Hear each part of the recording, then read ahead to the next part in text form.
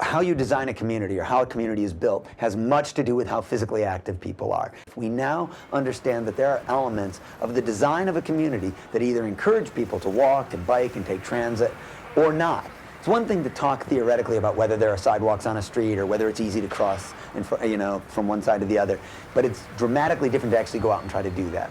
Getting people out for a walk is one of the simplest but most effective ways to start the conversation about building a healthier community.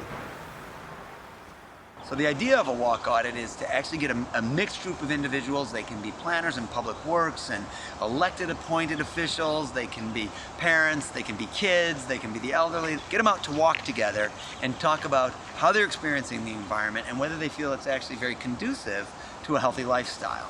You look at a map and your sidewalk inventory says, well, there's sidewalks on that road, it's fine. Now we go out and walk it and realize it's only 3.5 feet wide and we're only 4 feet away from cars that are going 45 miles an hour, and you say to yourself, would I let a 12-year-old walk to school along this sidewalk? Yeah, there's a sidewalk here, but I don't think it's a sidewalk that does the job. But then we walk further down the street to actually find out there's a section where the sidewalk is wider and it's set back from the road with a nice little planting strip and there are trees planted there, and you say, now I might let a 12-year-old walk to school here. So we understand that subtle elements of design actually make a difference. And it's not just a question of whether there's a sidewalk. How's it designed? How does it function? Are there curb ramps at the intersection? One of the nice things to do on a walkabout is to actually have people sort of grade it as you go along. I often have people give it a 1 to 10 score, 10 being this is very helpful, health-inducing, encourages me to make healthy choices, and 1 is not very healthy at all. 1 to 10 scale, get your number in your head. The healthfulness of this environment. So we stop and talk about, what's your score? Why are you giving it a 6 or a 3?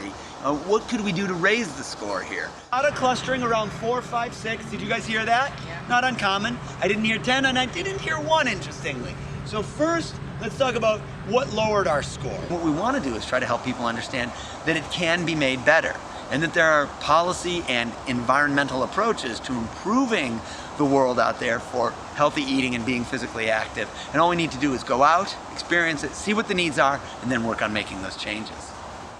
I see 3 big things these walkabouts do. They tend to be an opportunity to inspire people to try to make a change in their community. As you get out and walk, you say, wow, we ought to be able to do something about this. They educate. They help people understand what are the specific changes we could make here.